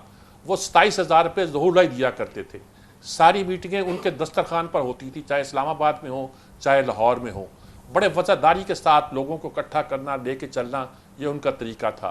इन भाइयों में भी यही रहा और इसी की वजह से परवेज़ इलाही जो थे पंजाब के वज़ीर आला बने और इसी की वजह से वो डिप्टी वज़ीर आज़म भी बन गए। और एक तरह से लगता था कि ये चौधरियों का इत्तेहाद जो है पंजाब में अंदर एक ख़ानदानी सियासत का न्यूक्लियस है जो सबसे ज़्यादा मजबूत है और उनके ताल्लुकात तमाम लोगों से है। लेकिन जिस दिन ये मोनिस इलाही साहब ने परवेज़ इलाही साहब को भेजा बनीगाला में, उस दिन सियासत बिल्कुल पलट गई। पहले तो लोगों ने कहा कि ये लगता है कि ये ख़ानदान बटा नहीं है, बल्कि ये खेल खेल रहा है, good guys old guy bad guys वाला कोई खेल खेल रहा है। उधर भी होंगे, उधर भी होंगे, उसका भी फ़ायदा, उसका भी फ़ायदा। लेकिन मेरा ख्याल में चंद दिनों के अंदर या चंद घंटों के अंदर, मीर साहब ये क्या ये कहना सही है कि ये सियासत या सियासी सिमत से ज़्यादा अब ये पुरानी रवादारी या ख़ानदानी मोहब्बत या ताल्लुकात उस पर हावी हो गई? ये जो बच्चों के एम्बिशंस थे, जब इनकी औलादें आ गई और उनकी अपनी जो ख्वाहिशात या उनकी अपनी जो एम्बिशंस थे वो प्रेवेल कर गए और उन्होंने जो है फिर इस तक़सीम को असल में हकीकत का रूप दिया है। ये कहना सही होगा क्या? आप ठीक कहते हैं। एक फैमिली में भी या एक कारोबारी पार्टी में भी जब पहली जनरेशन काम करती है तो बड़ा इत्तेफाक होता है। शरीफ बरादरान में भी इत्तेफाक था, मियाँ शरीफ के ज़माने में तमाम भाई एक थे, फिर वो बटे कुछ उस तरह पहुँचे। अब शरीफ बरादरान में इत्तेफाक है, जाने आइंदा नस्ल में रहे कि ना रहे, ये जनरेशन आगे चलती है तो ये इत्तेफाक टूटते हैं, कारोबार में भी टूटते हैं, ख़ानदान में भी टूटते हैं। ज़हूर इलाही सियासत में थे, मंजूर इलाही कभी सियासत में नहीं थे, लेकिन वो बिल्कुल साथ साथ इकट्ठे ही रहा करते थे, एक ही जगह था। आज भी वो कॉम्प्लेक्स एक ही जगह, बिल्कुल इनके दरमियान इतना कम फैसला जितना जाती उम्रा में सब भाइयों के घरों के दरमियान नहीं होगा। बिल्कुल साथ साथ घर हैं, इकट्ठे रहते हैं, एक वज़ादारी का आलम है। ख़ानदानी रिश्तेदारियाँ भी ऐसी हैं, बीवियाँ भी यानी कि इस तरह हैं कि गोया एक बिल्कुल गुथी हुई फैमिली है जिसको ये कहा जा सकता है। तो पहले तो मैं ये समझा कि शायद ज़हूर इलाही की फैमिली और मंजूर इलाही की फैमिली अलग हो गई है और इसमें सारा कसूर जो है मोनिस इलाही का है। मोनिस इलाही जब परवेज़ इलाही वज़ीर आला थे तो उस ज़माने में भी उनके बारे में बड़ी खबरें आया करती थी कि ये ज़मीनों की, प्लाटों की फ़लाँ मामले में इस तरह आगे बढ़ते हैं, इनकी एम्बिशन और तरह की है, ये वज़ादार की सियासत जो है वो। लेकिन चौधरी शुजात का एक असर था। अब उस असर ने इन दो ख़ानदानों को तो अलग किया, लेकिन अब जब चौधरी शुजात साहब के भाई ने अलहदी का ऐलान किया है जो लोकल पॉलिटिक्स का हिस्सा है, तो लगता है कि ये अब डिवाइड बहुत बढ़ गई है। और मैंने सुना है कि चौधरी साहब ने किसी को बड़े आप दीदा अंदाज में कहा है कि शायद मैं अब बूढ़ा हो चुका हूँ, शायद इसलिए मेरी बात नहीं मानी जा रही। یہاں بڑی بات پہ عمل نہیں کیا جا رہا. تو اس کے اثرات پنجاب کی سیاست پہ بتائیے کہ اس کا کیا کس طرح سے یہ اثر انداز ہوگی پنجاب کی انتخابی سیاست پہ اور پھر آئندہ کی سیاست پہ، خاص طور پہ انتخابی سیاست پہ، یہ تقسیم اور قافلی کا ایک طرح سے تحلیل ہونا. گجرات میں اب ڈیوائیڈ تو کیا ہے، جو چوائس شجاعت کے بھائی ہیں وہ ادھر میرے بھی ہیں، ایک دوسرے اس طرف ہیں، کچھ اس طرح کا چکر چلا ہے. لیکن مجھے نہیں لگتا کہ یہ خاندان اور اس خاندان کا یہ گروپ جو اب دوبارہ بنا ہے اتنا مضبوط. ماضی میں بھی کبھی اپنی طاقت کے ذریعے وزیر اعلیٰ نہیں بنے تھے. مشرف کے زمانے میں یہ وزیر اعلیٰ بنے، ان کو نیگوشیٹ کرنا پڑا. میاں اظہر ہار گئے یا ہروا دیے گئے، ان کو یہاں سے ہٹنا پڑا اور ان کو آگے لایا گیا اور وزیر اعلیٰ بنے. اس کے بعد یہ مسلسل جب ڈپٹی وزیر اعظم کا عہدہ انہوں نے لیا زرداری کے ساتھ نیگوشیٹ کر کے، اور جب کہ دشمنی اتنی تھی کہ بھٹو کے قاتل کہا کرتے تھے ان کو، اور انتہا تھی ان کی اختلاف کے باوجود ساری باتیں کی گئیں. اب اس وقت بات یہ ہوئی ہے کہ جب آپ چوائس شجاعت کو ویل چیئر پہ ڈال کر اسلام آباد لے جا کر وہاں جا کے دعائے خیر کرا کے واپس آتے ہیں تو پھر ہٹنے کی کوئی گنجائش نہیں ہے. اب تو ایک ہی طریقہ ہے، جہاں کوئی اپوزیشن کو چھوڑے یا کوئی حکومت کو چھوڑے. دونوں باتیں اب ممکن لگتی نہیں، لگتا ہے بات بہت آگے بڑھ گئی ہے. لیکن چوائس شجاعت نے اپنے بیٹوں کو یہ کہہ دیا ہے، سالوں کو بھی، شافے کو بھی، کہ خبردار میں معاف نہیں کروں گا اگر آپ نے کوئی بیان دیا.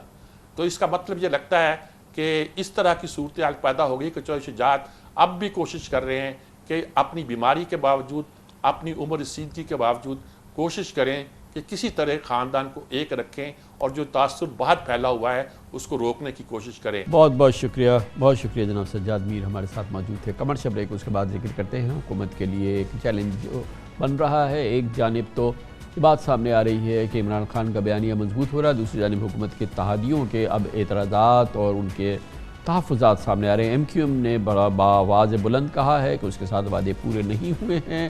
کراچی والے بھی ایم کیو ایم کی سیاست کو بہت غور سے دیکھ رہے ہیں اور اس کی سیاسی ساکھ داؤ پہ لگی ہوئی ہے. ایم کیو ایم اب کیا سوچ رہی ہے، اس کی بات کرتے ہیں چھوٹے سے وقفے کے بعد. تقریباً 3 ماہ قبل ایم کیو ایم نے ایک زبردست سیاسی پیترا بدلا تھا. عمران خان تحریک انصاف حکومت میں ہوتے ہوئے نون لیگ اور پیپلز پارٹی کے ساتھ مل گئی تھی اور تحریک انصاف کی حکومت ختم کرا دی تھی. اب ایم کیو ایم نے شہباز حکومت جس کو اس نے جوائن کیا، وہاں پہ اس کو وزارتیں مل گئی، شکوے شکایت شروع کر دیے ہیں. یہ کراچی والوں کے لیے غیر متوقع نہیں ہے. 3 ماہ قبل ایم کیو ایم نے جب کراچی کی تعمیر اور ترقی اور خود مختاری بلدیاتی نظام پر پیپلز پارٹی سے 18 نکاتی معاہدہ کیا تھا تو اس وقت بھی شک تھے، شکوک تھے اور لوگ بار بار کہہ رہے تھے کہ یہ معاہدہ کھٹائی میں پڑے گا اور بہت جلد ایسا ہوگا، اور اب ایسا نظر آنے لگا ہے اور یقینی طور پہ ایک بار پھر کراچی والے منہ تک رہے ہیں. پرسوں وزیر اعظم شہباز شریف نے زرداری ہاؤس نواب شاہ جاتے ہوئے کچھ دیر کراچی میں قیام کیا تھا اور اس موقع پر ایئرپورٹ پر ایم کیو ایم کے وفد نے ڈاکٹر خالد مقبول صدیقی کی سربراہی میں ان سے وزیر اعظم سے ملاقات کی تھی اور بطور ضامن پیپلز پارٹی کے ساتھ معاہدے پر عمل درآمد کا انہیں یاد دہانی کرائی تھی اور وفاقی حکومت کے زیر انتظام اربن سندھ ڈیولپمنٹ پروگرام کی سست روی کی شکایت کی تھی. اس موقع پر ایم کیو ایم اور نون لیگ کے تین اراکین پر مشتمل 6 رکنی کمیٹی بن گئی تھی. 3 روز قبل وفاقی وزیر خواجہ سعد رفیق نے کراچی میں ایم کیو ایم کے بہادر آباد مرکز کا دورہ کیا اور معاہدے پر عمل درآمد کے لیے کوارڈینیشن کمیٹی بنانے کی تجویز دی تھی. دلچسپ بات یہ ہے کہ اس کمیٹی میں ایم کیو ایم اور مسلم لیگ شامل ہے، لیکن پیپلز پارٹی جس کا دراصل مین یہ کام ہے اور جس سے ہی ساری باتیں ہیں، وہ اس کا حصہ ہی نہیں ہے. قابل غور بات یہ بھی ہے کہ کراچی کی محرومیوں کے نام پر ایم کیو ایم کی پیپلز پارٹی سے محاذ آرائی اور سیاسی رومانس پچھلے کئی اشروں سے چل رہا ہے. اس بار بھی بظاہر ایم کیو ایم پیپلز پارٹی کے وعدے وعید یاد دلا رہی ہے، لیکن وفاقی وزارتوں کے ساتھ مخلوط حکومت کا حصہ بھی ہے. پہلے بھی ایم کیو ایم اور پیپلز پارٹی بد اعتمادی میڈیا کی ہیڈ لائنز بنتی رہی ہیں. پاکستان پیپلز پارٹی کو ہم جی ایس این کا سیاسی ونگ سمجھتے ہیں. بدنصیبی سے یہاں پہ سندھو دیش کی حکومت ہے. ہماری قوم کو پاکستان پیپلز پارٹی کے اس 12-14 سال میں دیوار سے لگا دیا گیا ہے. اب دیوار سے چنوانے کی تیاری ہے. کراچی کو اور کراچی کے ذریعے پاکستان کو توڑنے، کمزور کرنے، لوٹنے کا جو سلسلہ ہے، اس کے لیے اب انکار کا وقت ہے. पीपुल्स पार्टी ने इस सूबे को तबाह और बर्बाद किया है। उन्होंने लूटमार की है, लाखों नौकरियां बेची है। इस जालिम बदउनवान करप्ट हुकूमत से निजात हासिल करना होगी, जब ही ये सूबा तरक्की करेगा। खुदा का वास्ता है, जिस तरह से आपने सिंध का हशर किया है, अंदरूनी सिंध का, कराची का ये हशर ना करें। आपने अपने इलाके तो तबाह कर दिए, इस पे रहम करें। आपको क्या हक पहुंचता है मेरे न्यू कराची के वोटर्स के साथ ज्यादती करने का? आपको क्या हक पहुंचता है मेरे औरंगी, मेरे बल्दिया, मेरे कोरंगी, मेरे लियारी, मेरे सांगड़, मेरे ठट्टा के साथ ज्यादती करने का? PFC लेकर आओ, लाड़काना के लोग खुशहाल हो जाएंगे, सांगड़ के लोग, ठट्टा के लोग खुशहाल हो जाएंगे। हैरानकुन बात तो ये भी है कि इस बार कराची के हुकूक के लिए जिस माहिदे पर सियासत हो रही है उसके 90% नकात आइन और कानून और सुप्रीम कोर्ट के फैसलों के ऐन मुताबिक हैं। 3 माह कबल MQM और पीपल्स पार्टी के दरमियान होने वाले माहिदे का पहला नुक्ता ही ये था कि सुप्रीम कोर्ट के फैसलों पर 1 माह में अमल किया जाएगा, मगर न सुप्रीम कोर्ट का फैसला याद है हुकूमत को और न ही MQM से किया गया माहिदा।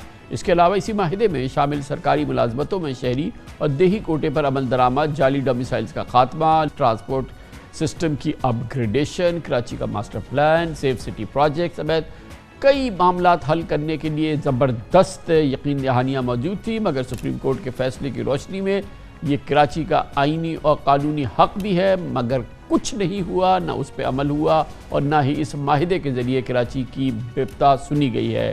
पीपल्स पार्टी के चेयरमैन बिलावल भुट्टो बार बार सिंध के बल्दियाती निज़ाम की खामियाँ गिनते हैं और MQM के तहफ़्फ़ुज़ात ख़त्म करने की यकीन दहानी कराते हैं।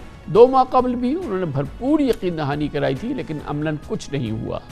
जहाँ तक MQM के साथ हमारा मुताहिदे हैं, हमने मिल के इन इश्यूज़ का हल निकालना है। पाकिस्तान पीपल्स पार्टी खुद समझती है कि हमें अपना लोकल बॉडीज़ के निज़ाम में बेहतरी लेकर आना है। पिछले निज़ाम सब सियासी जमातों ने मिल के बनाया था, जो कि अब कह रहे हैं कि बहुत ही कमज़ोर है, लेकिन हम अग्री करते हैं कि उस निज़ाम में बेहतरी की गुंजाइश था। अब इंशाअल्लाह ताला in light of the Gulzar judgement जो मज़ीद इम्प्रूवमेंट्स होना है हमारा लोकल बॉडीज़ के निज़ाम में, उस पर उनके बाद बातचीत चल रहा है और मुझे उम्मीद है कि एक्सपेक्टेशन है कि जल्दी उस पर हम अमल दरामद करेंगे। वैसे ही दूसरे पॉइंट्स हैं उस जॉइंट डिक्लेरेशन में, और वो हमारा जॉइंट मकसद है, हमारा सब का फ़ायदा है कि हम उस पर अमल कर सकें।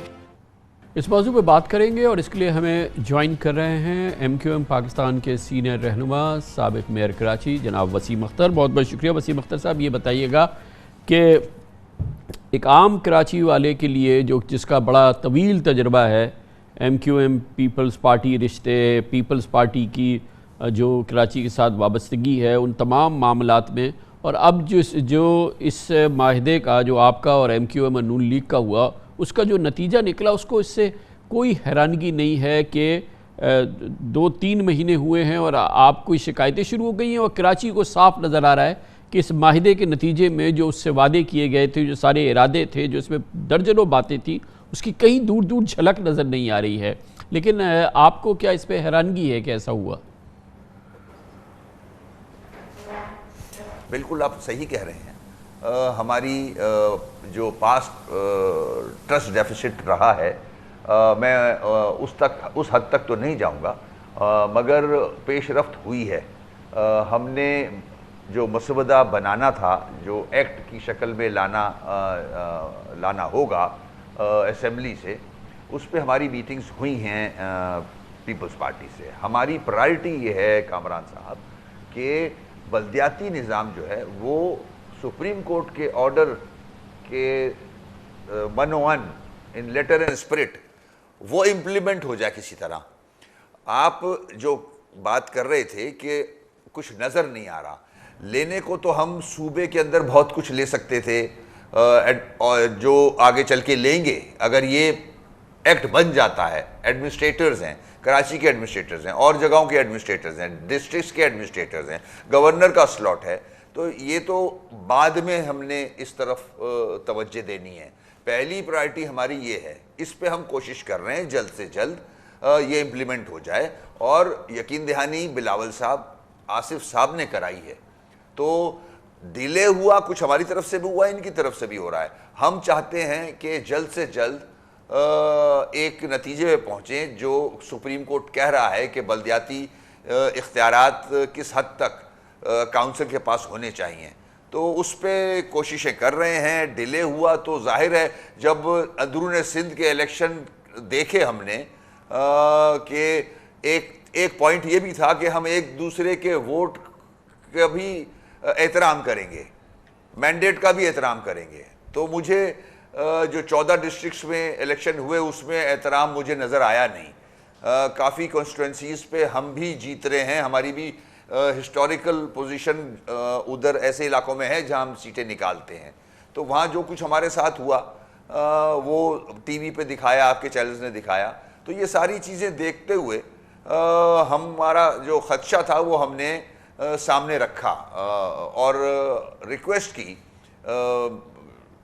آصف صاحب سے, بلاول صاحب سے کہ اس کو 101 جو آپ نے ایکسیپٹ کیا تھا ان ایگریمنٹ اس کو امپلیمنٹ کرا دیں. تو کیا آپ کی ریکویسٹ تو ہو گئی, لیکن یہ اس ریکویسٹ کو اور اس وقت کو جو ہے وہ 2.5-3 مہینے ہو گئے ہیں, اور آگے کا کیا آپ کو نظر آ رہا ہے اس پوری صورتحال میں؟ یہ جو ایگریمنٹ اور یہ جو وعدے ہوئے تھے یہ تو اس MQM کے پارلیمنٹ لاجسٹ میں ہوئے تھے, جہاں شہباز شریف, جہاں آصف زرداری, جہاں بلاول بھٹو, جہاں پوری آج کی حکومت جو تھی وہ آپ کے بالکل اشارے پہ چل رہی تھی اور آپ کو تارے تک آسمان سے توڑ کے لا کے دے رہی تھی. اور پھر 2.5 مہینے کے اندر جو کچھ ہوا ہے شہر کو نظر آنا چاہیے نا, آپ ہی کی تسلی ہو جائے, آپ ہی کہہ دیں کہ یہ کچھ ہو گیا. نہ شہریوں کو نظر آیا نہ آپ کو کچھ ہوا, مگر آپ حکومت کا حصہ تو ہیں. بالکل صحیح کہہ رہے ہیں, میں ایگری کر رہا ہوں آپ سے. ابتدا ہے, ہماری کوشش ہے, ہمارے ایفرٹس ہیں. ہم نے ساری نیشنل پارٹیز کے لیڈر کو ایک ٹیبل پہ بٹھایا اور ایکسیپٹ کروایا کہ کراچی کی یہ مسائل ہیں. دیکھیں کامران صاحب, مسائل تو ظاہر ہے اگر صوبے کا چیف ایگزیکٹو پیپلز پارٹی کا ہے تو اس کو حل کرنا ہے. اگر پرائم منسٹر اسلام آباد میں بیٹھے ہیں تو ان کے پاس ہے پاورز. تو ہم نے جو پرٹین کرتے تھے فیڈرل گورنمنٹ سے وہ ایگریمنٹ کیے اور جو سندھ گورنمنٹ سے, اور ہم نے گارنٹرز سب کو بٹھا کے کیا ہے. یہ سب نے ایگری کیا ہے کہ ہاں ہم ان کو امپلیمنٹ کریں گے. MQM کے ایفرٹس جو وہ کر سکتی ہے ود 7 ووٹس, ہم بھی نہیں چاہتے کہ سیاسی سسٹم میں اور مشکلات آئیں, مگر آپ کو پتہ ہے نا کہ یہ وہ قوت ہے کہ نہ جانے اب کب آپ کے پاس یہ قوت ہوگی کہ آپ یہ میک اور بریک آپ کے پاس اس وقت طاقت ہے کہ کراچی کے سندھ کے شہری علاقوں کے حالات کو فیصلہ کن انداز میں مثبت طریقے سے بدل دیں. یہ آخری موقع آپ کے پاس ہے, کیونکہ اگر آپ اس میں وہی ہوا جو اس سے پہلے ہوتا رہا تو پھر MQM پاکستان وغیرہ کا تو نام بھی نہیں رہے گا آئندہ الیکشن میں, اور پھر یہ سارا سلسلہ ہی ختم ہو جائے گا. نہ آپ جماعت رہے گی نہ آپ لوگ رہیں گے, کیونکہ عوام اتنے بے وقوف تو نہیں ہے نا. آپ کی بات سے میں ایگری کرتا ہوں. یہ ایسا ایک اللہ میاں نے اپورچونٹی دی ہے کہ میک اینڈ بریک ہے, تو ہم انہی کارڈز کو استعمال کر رہے ہیں کامران صاحب. 2 مہینے اسلام آباد میں ان کے ساتھ میٹنگز کر کے ہم یہاں تک پہنچے ہیں. ماضی میں ایسا ہوا نہیں ہے. ہم نے یہ سلاٹس لیے ہیں, گورنر کا بھی سلاٹ لیا ہے, منسٹر آف اسٹیٹ کا بھی سلاٹ لیا ہے, میں فیڈریشن کی بات کر رہا ہوں, 2 منسٹریز کا بھی سلاٹ لیا ہے, یہاں کے ایڈمنسٹریٹرز, میئرز. انشاءاللہ ہماری کوششیں صحیح ڈائریکشن میں ہیں. کیا ابھی تک کیا آپ کا فیڈ بیک ہے جو 2-3 دن میں جو باتیں آپ نے کی؟ خالد مقبول صدیقی صاحب تو خاموش رہتے ہیں, وہ تو شاید ان معاملات پہ بولتے نہیں ہیں, ان کے لیے اتنا اہم نہیں ہے شاید معاملہ. ہمارے جو ایفرٹس ہوئے ہیں پاسٹ کے اس کو میں نہیں دہراتا. ہم سب کو ایگری کرایا ہم نے کراچی کے ایشوز پہ, ٹھیک ہے نا, ایکسیپٹ کرایا ہے کہ MQM is the only party. اس کے بعد ہم 2 دن پہلے PM صاحب سے ملے, ملاقات ہوئی ان سے, ان کے سامنے یہ ساری چیزیں رکھی. انہوں نے فوراً ایک کمیٹی بنائی جو میٹر فیڈرل گورنمنٹ سے پرٹین کرتے ہیں ان کو ریزالو کرنے کے لیے ہم آگے بڑھ رہے ہیں. فیڈرل گورنمنٹ کے پاس اتنے زیادہ ہمارے پوائنٹس نہیں ہیں. جو میجر پوائنٹ ہے ان کے پاس وہ یہ کہ اگر یہ ایکٹ بن جاتا ہے تو اس کو آئینی شکل دینے کے لیے, آئینی پاور دینے کے لیے ہمارے پاس آفٹر 23 الیکشن اگر پوزیشن بنتی ہے 2/3 میجورٹی کی تو ہم اس کو آئینی پروٹیکشن دے لیں اس گورنمنٹ کو, جو سب نے ایگری کیا ہے. مگر زیادہ میٹر صوبے سے پرٹین کرتا ہے. تو ہم نے شہباز شریف صاحب سے بھی کہا ہے کہ دیکھیں سب کے سامنے ایگریمنٹ ہوا تھا, اس میں ڈیلے تھوڑا سا ہو رہا ہے, اس کو اسپیڈ اپ کرا دیں. تو ابھی تک تو پازیٹیو چیزیں ہیں. ہمارا رابطہ بھی ہوا ہے سندھ گورنمنٹ کے لوکل لیڈرشپ سے. میں سمجھتا ہوں, مجھے امید ہے کہ جلد ہم کوئی پیش رفت ہوگی سامنے. بہت بہت شکریہ جناب وسیم اختر, ہمارے ساتھ تھے, تازہ ترین صورتحال بتا رہے تھے. ابھی فی الحال ایسا نہیں لگتا کہ صبر کا دامن لبریز ہوا ہے, یا ایسا بھی نہیں لگتا کہ شاید ایسا ہو جائے. فی الحال تو ایسی کوئی صورتحال نظر نہیں آتی, مگر ظاہر ہے کہ کراچی کے شہریوں کا صبر کا دامن لبریز ہو رہا ہے. کمرشل بریک, اس کے بعد ذکر کریں گے موجودہ معاشی صورتحال میں, کاروباری صورتحال میں. یقیناً پاکستان میں ٹیکس نہ دینے والوں کے مزے ہیں, اور اس میں بہت سارے تجارت اور کاروبار ایسے ہیں جس کا کہ ٹیکس سے کوئی تعلق نہیں. اس میں پاکستان کے جیولرز بھی ہیں. خرید و فروخت کا پورا معاملہ ٹیکس کی گرفت سے آزاد ہے. حکومت مختلف طریقے اپنا رہی ہے, اس سے پہلے بھی کیے گئے. ان میں سے تازہ ترین جو کوشش ہو رہی ہے اس کا جائزہ لیتے ہیں ایک چھوٹے سے وقفے کے بعد. عام معلومات ہے کہ دنیا بھر میں جیمز اینڈ جیولرز انڈسٹری ملکی آمدن میں ایک خطیر حصہ ڈالتی ہے. پاکستان میں الٹی گنگا بہتی ہے. لاکھوں کروڑوں روپے کا بزنس کرنے والے سناروں کو صرف 40,000 روپے سالانہ فکس ٹیکس دینے والوں کی صف میں شامل کیا گیا ہے. یعنی صرافہ بازار کی جگمگاتی دکانوں سے ماہانہ 3,333 روپے ٹیکس دیا جائے گا, اور اس آمدنی کا اندازہ بھی سناروں کی کاروباری ٹرانزیکشن کے بجائے 300 اسکوائر فٹ تک کی دکان سے لگایا جائے گا. جبکہ ٹیئر 1 میں شامل جیولرز کے بڑے بڑے جیولری شورومز کو بھی صرف 3% سیلز ٹیکس اس پر عائد کیا جائے گا. لگ رہا ہے کہ اس کاروبار سے وابستہ افراد پر تو حکومت سپر ٹیکس لگائے گی, لیکن ایسا نہیں ہو سکا, اور یہ خیال تھا کہ شاید ایسا ہوگا, اور obviously ایسا نہیں ہوا ہے. بجٹ تقریر کے دوران وزیر خزانہ ڈاکٹر مفتاح اسماعیل نے اس بے بسی کا اظہار کیا تھا کہ 30,000 جیولرز میں سے صرف 22 جیولرز رجسٹر ہیں اور روزانہ کروڑوں روپے کا بزنس کرتے ہیں, لیکن ٹیکس نہیں دیتے. سونے کے کاروبار کے اندر 30,000 سے زیادہ دکانیں ہیں, اور صرف ہمارے پاس 22 دکانیں رجسٹرڈ. 30,000 میں سے 22 دکانیں رجسٹر ہیں جن کا ایوریج سیل 4,000 روپے دکھاتے ہیں. وہ دکانیں جو ہم سمجھتے ہیں کہ روز 1 کروڑ روپے کا شاید سیل کرتے ہیں, ان کی بھی ایوریج سیل 4,000 روپے دکھاتے ہیں. ہم نے اس کے اندر بھی 300 اسکوائر فٹ سے کم دکانوں کے اوپر 40,000 روپیہ فکسڈ انکم اور سیل ٹیکس لگا دیا ہے, اور باقی جتنی بھی دکانیں چھوٹی سونے کی دکانیں ہیں, جیولری کی دکانیں ہیں, 300 اسکوائر فٹ سے یا اس سے کم کی دکانوں کو فکس ٹیکس کر دیں گے تاکہ ان سے بھی آسانی ہو جائے.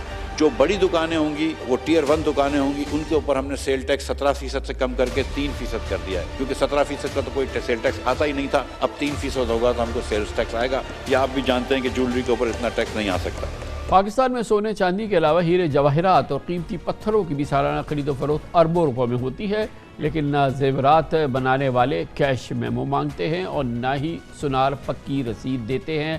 یعنی کہ خریدار اور دکاندار دونوں اس رسید کے چکر میں ہی نہیں پڑنا چاہتے. اسی لیے صرافہ بازاروں میں غیر دستاویزی کاروبار نہ صرف سناروں بلکہ خریداروں کی بھی بچت بلکہ ٹیکس چوری کا ذریعہ بنتا ہے. ہم اس پروگرام میں متعدد بار یہ حقائق بتاتے رہے ہیں کہ روزانہ لاکھوں کروڑوں روپے کے بزنس کرنے والے جیولرز اپنی آمدن کا صرف چند ہزار روپے ظاہر کرتے ہیں, مگر ایف بی آر کے ڈائریکٹریٹ جنرل انٹیلیجنس کی رپورٹ 2020 کے مطابق جیولرز نے اوسط ٹیکس 500 روپے ماہانہ جمع کرایا تھا.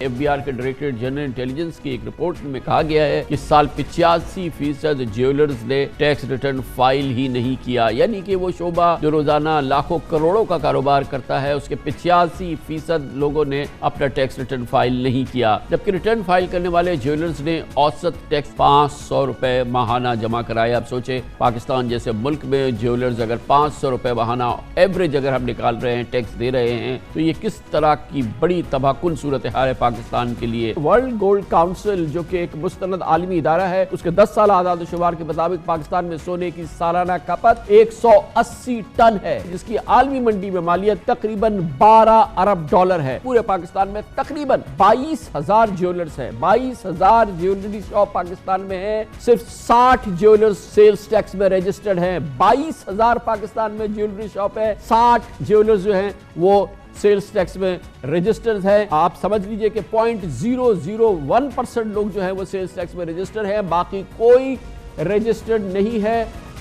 یہ رونا ہے, اور صرف جیولرز اس کاروبار پاکستان کے اس تلخ حقیقت کا حصہ نہیں ہے، لیکن ظاہر ہے کہ یہ ایک بہت ہی تلخ ترین حقیقتوں میں سے ایک ہے، اور یہی وجہ ہے کہ پاکستان میں ٹیکس ٹو GDP ریشو یعنی کہ ٹیکس دینے کا تناسب مجموعی قومی پیداوار کے حوالے سے 8 سے 9% سے زیادہ نہیں ہے۔ سنگین موضوع، اور اس پر تجربہ کار اور ماہرانہ رائے ہمیں دیں گے، اور ظاہر ہے کہ سب سے زیادہ معلومات ہیں ان تمام معاملات کی جناب شبر زیدی کو، سابق چیئرمین FBR ہمارے ساتھ موجود ہے۔ شبر صاحب، یہ تو بالکل ایک کمپلیٹلی فری فار آل ہے یہ والا معاملہ۔ صاحب یہ اس کو پورا تھوڑا سمجھیں، جو جویلر ہے اس کے پاس جو سونا آ رہا ہے وہ سونا پاکستان میں امپورٹ نہیں ہو رہا بلکہ وہ غیر قانونی طریقے سے آ رہا ہے، تو اس کے پاس اس سونے کی رسید نہیں ہے۔ جب اس کے پاس ان پٹ نہیں ہے تو وہ آؤٹ پٹ نہیں دیتا، تو اگر آؤٹ پٹ آپ سے 15% اسے لیتے ہیں تو وہ کہتا ہے میرے پاس تو پرچیز کی رسید ہی نہیں ہے۔ تو پورا سسٹم، پہلے تو آپ یہ ریلائز کریں کہ پورا جو گولڈ کا انفلو آ رہا ہے یہ سارا غیر قانونی طریقے سے آ رہا ہے۔ تو پاکستان میں جتنا بھی سونا بک رہا ہے ان میں سے وہ سونا جو آپ زیور کو توڑوا کے بناتے ہیں، جو نیا سونا آ رہا ہے پاکستانی مارکیٹ میں، وہ 99.99% اسمگلڈ یا غیر قانونی طریقے سے آ رہا ہے۔ پہلے تو آپ یہ ریلائز کر لیں۔ اس لیے اگر 15% سیل ٹیکس لگایا جائے گا تو جویلر نہیں دے گا کیونکہ وہ ان پٹ نہیں مل رہا اس کو، اس لیے انہوں نے 3% لگایا۔ 3% لگانے کے بعد بھی جویلر نے رجسٹریشن نہیں کرائی۔ 25,000 جویلرز میں سے صرف 22, 23, 25 رجسٹرڈ ہیں۔ اس کے دو پہلو ہیں۔ اس کا ایک تو جویلر نہیں رجسٹر ہونا چاہتا کاروبار کو، مگر اس کا دوسرا پہلو جو آپ نے نشاندہی پوری طرح شاید کرنا چاہیے وہ یہ ہے کہ اس سسٹم کو روکنے والا جویلر نہیں ہے، خریدار ہے۔ وہ کہتا ہے مجھے رسید چاہیے ہی نہیں ہے۔ اسی لیے میں نے CNIC کی شرط لگائی تھی۔ میں نے یہ کہا تھا کہ خریدار اگر 50,000 سے زیادہ خرید رہا ہے تو بتائے کہ کون ہے۔ اس کے علاوہ میں آج آپ کے سامنے کہہ رہا ہوں، اس کے علاوہ کوئی طریقہ پاکستان میں نہیں ہے، اور اگر آپ نے یہ طریقہ نہیں اپنایا تو پاکستان میں اس وقت کیا ہو رہا ہے، آج کیا ہو رہا ہے، آج پاکستان کی جتنی بھی ان ٹیکسڈ کرپشن منی ہے اس کا one of the major source of parking is gold, کیونکہ آپ کو رسید کے بغیر جتنا اماؤنٹ چاہیے آپ کو گولڈ مل جاتا ہے، اور ویلیو اس کی بڑھتی جا رہی ہے، تو آپ کا پیسہ سیو ہو جاتا ہے بیسیکلی۔ ڈکلیئر مگر نہیں کر سکتے آپ، ڈکلیئر نہیں کرتے مگر پیسہ تو آپ کو ریٹرن تو مل گیا نا جی۔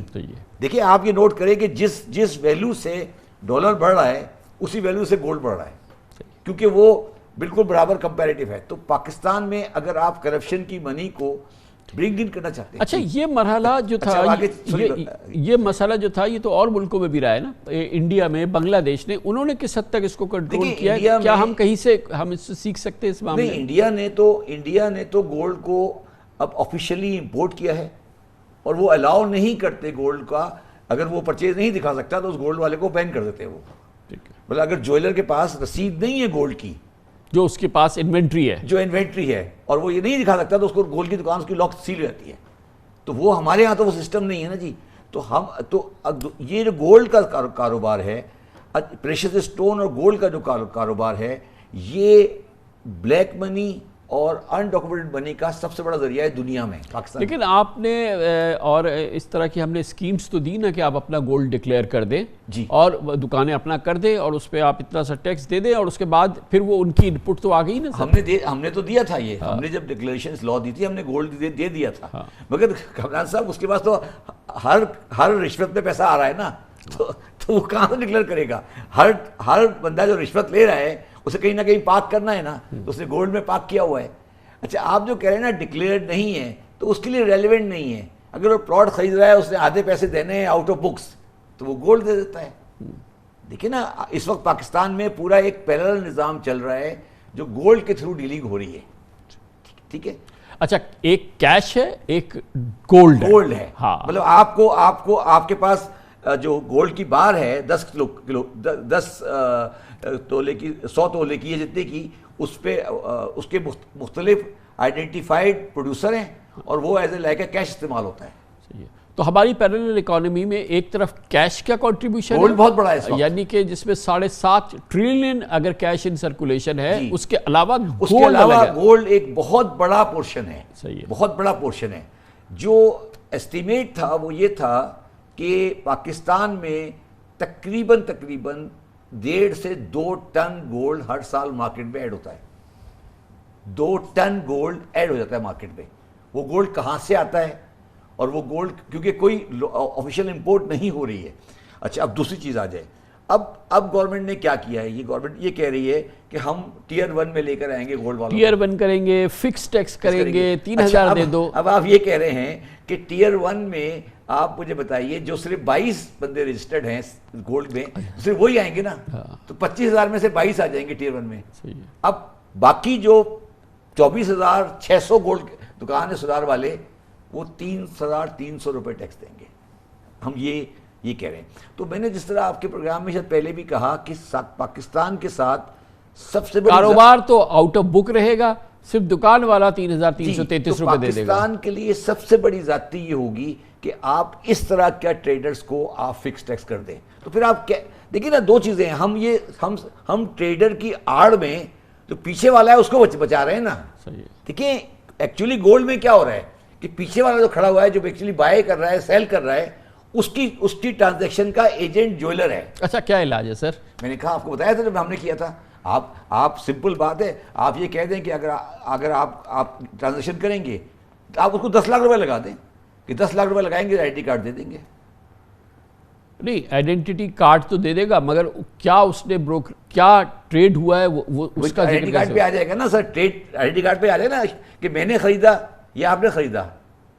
देखिए ना, अगर आइडेंटिटी कार्ड, मैं नहीं कह रहा कि वो परफेक्ट होगा, मगर अगर देखिए ना, इसमें होता है ना, प्रॉपर्टी में होता है, दूसरी चीज़ों में, मिसाल के तौर पे उसने 100 तोला खरीदा जी, उसने कहा 5 तोले की रसीद बना दे। नहीं, उनका ये देखिए, उनका एक आर्गूमेंट और भी है। वो ये कहते हैं कि मेरे पास जो ट्रांजैक्शन होती है उसमें आधी ट्रांजैक्शन मेरी बनवाई की होती है, मेरा गोल्ड होता ही नहीं है। वो पुराना गोल्ड लाता है, नया बनवाता है। ये उनका आर्गूमेंट है और जो वैलिड आर्गूमेंट है। तो उसमें 2 तरह की ट्रांजैक्शन होती है। एक होता है जिसमें वो बनवा रहा होता है, बनवाई के पैसे हमारे, बनवाई के पैसे, वो कहता है ये मेरे, कह रहे हम इस पे क्यों दे, हम बनवाई पे टैक्स, जी बनवाई पे टैक्स देंगे। लेकिन 2 चीजें ना कि अगर वो 5 तोला लेकर आया, जेवर लेकर आया, और उसने 5 तोले में से उसने 4.5 तोला निकला, उस 4.5 तोले का नया हार बन जाएगा। तो वो कहता है नहीं, मैं बनवाई, मेरा काम तो बनवाई का है। तो उनका आर्गूमेंट हमेशा से ये रहा है ज्वेलर्स का कि मेरा काम बनवाई का है। सही है, ठीक है, तो आप उस बनवाई के ऊपर टैक्स ले लें मुझसे, जो कि टेक्निकली उस सम एस्पेक्ट से वो सही कह रहे हैं।